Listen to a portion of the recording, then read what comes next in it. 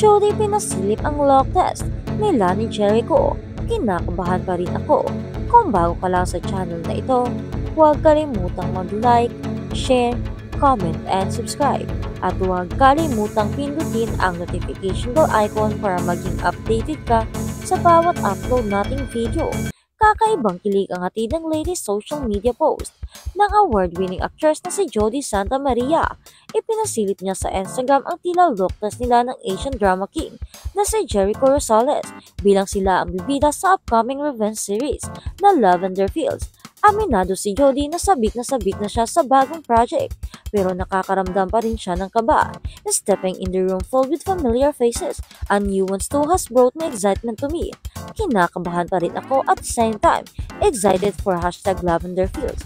Caption niya sa IG, kwento ng aktres. Nakakatuwang experience ang first script reading because we didn't know what to expect. Everybody brought something different to the table. I am proud to be working with these brilliant actors who will breathe life to the characters that shape the story of Lavender Fields. Patuloy pa ni Jody. Masayang wika pa niya. Malapit na. Bukod kina Jody at Jericho, makakasama rin nila ang actress na si Janine Gutierrez.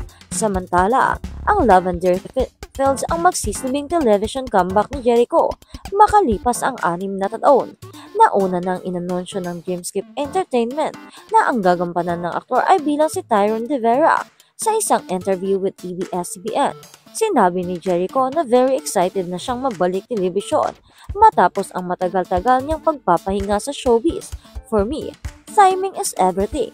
It's the perfect project. Sometimes that is aligned to goals ko for my career now in film, TV and streaming, sambit niya sa panayam.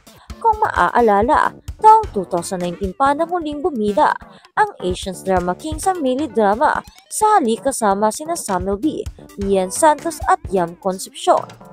At sa kabilang banda naman, Barbie Imperial pumalag sa fake news, hindi buntis kay Richard.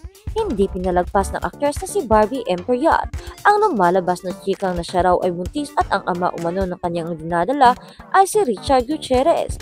Kalat na kasi ngayon ang Facebook post mula sa page na Showbiz Files kung saan ibinalita nito na nagsasabing umamin raw ang actress sa Asia's King of Talk na si Boy Abunda na siya ay buntis at si Richard ang ama. Makikitang maraming mga netizens ang naniniwala kahit wala namang sapat na ebidensya ang magpapatunay na totoo ang post din dahil binabash na agad ang mga ito si Barbie. Kaya naman, agad na dinibinsahan ng actress ang sarili at pinabulaan ng hindi totoo ang nasabing post. The page is posting lies and things that I never said. Please report Showbiz Files. Mga uragon patabang please. Pakiusap ni Barbie. Lahat ng nag-report magkakajowa, pahabol niya sa comment section.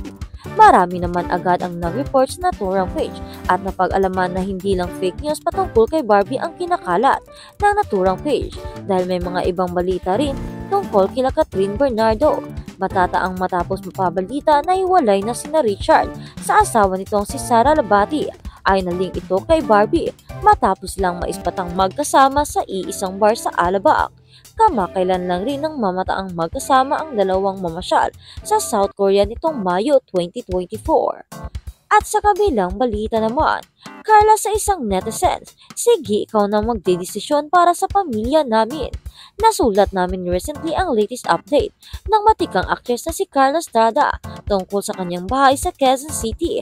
Ayon sa kanya, hindi na niya ito ibinibenta. Kasabay nga rin ng anunsyo niya ay naglabas din siya ng sama ng loob sa isang digital magazine. Tila hindi niya kasi nagustuhan ang pagkakaulat nito tungkol sa for sale niyang two-story family house na tila iniugnay sa kanyang pamilya. Itinanggi rin ng celebrity mom ang chikang may financial problem siya, kaya niya binebenta ang kanyang bahay. Anyway, usap-usapan ngayon sa post ni Carla ang isang netizens na nag-side comment pa umano sa salaubin ng actress. Komento niya, Miss Carla Estrada, you made the right decision not to sell the house that Daniel built for you. That's his first pundar towards being an artista, di ba po? Kaya sayang kung ibibenta niyo po. Patuloy niya pa. Okay lang naman po natitira kayo sa South area dahil may nabili na kayong bahay doon. Pero bahay niyo dyan sa QC, pupunta-puntahan na lang. Andyan lang pati bahay ni Daniel, kapitbahay mo. Besides, you have relatives who can take care of your house when you are in South area home. Naging agaw pansin sa ilang Facebook user kaya pati si Carla ay hindi nakapagpigil at pinarag ang nagkomento. Sige ate, ikaw na magdesisyon para sa pamilya namin. Sagot ni Carla. Aniya pa, total parang mas alam mo ang aming mga plano. Sus ginoo ko pastilan. Umanay ng mahigit 5,000 reacts ang naging reply ni Carla at marami pa tila ang bumak up sa kanya. Narito ang ilan sa mga nabasa namin. Tawang-tawa ako, you nailed it Madam Carla. Huwag kang makialam sa buhay ng iba. Buhay mo at pagin mo at pamilya mo. Ugali na talaga ng mga Pilipino ang makialam sa buhay ng iba, Diyos ko po. Feeling ni Liberty ad, may liberty siya makialam sa life nyo. Hihi. Madlang people ayaan nyo sila kung ano ang desisyon nila sa buhay nila. Kasi kahit singkong duling wala na kayong ambag dyan. Kung matatandaan nitong nagdaang Mayo, nagkompormahin ni Carla sa isang interview na ibinebenta niya ang kanyang bahay. 2 years ng for sale ito, pero hindi lang namin push na push, kwento ng aktris.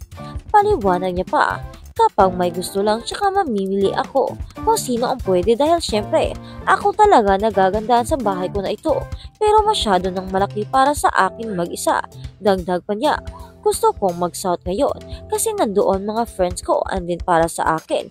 Kung mag-uumpisa man ako ng kung ano man, ang uumpisahan natin sa Region 8, malapit na yung south, malapit sa airport.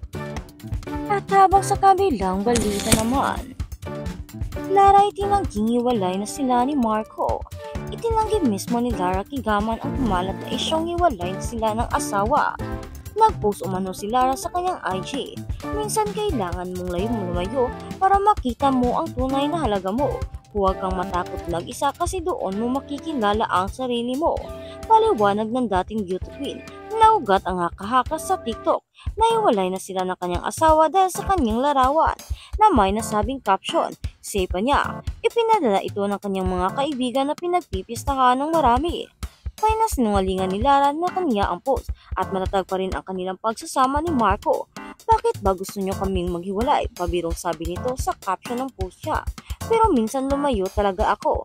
Sa CR ako nagtatago dahil sa ingay ng mga anak ko gusto ko munang makarelax. Pero yung issue ng hiwalay kami ng asawa ko hindi totoo yan. Never kaming maghiwalay. Nagsumpaan na kami sa simbahan kaya ano pang reason para maghiwalay ba kaming dalawa? Wala rin namang dahilan para maghiwalay kami. Wala namang alitan, wala namang cheating na nangyayari. Ang alam ko lang mahal namin ang isa't isa. Kaya yung issue na yan, yung mga fake news na yan, huwag yung paniniwalaan. Ika pa nga ni Lara, hindi kami hiwalay at kami ay magtatagal hanggang forever.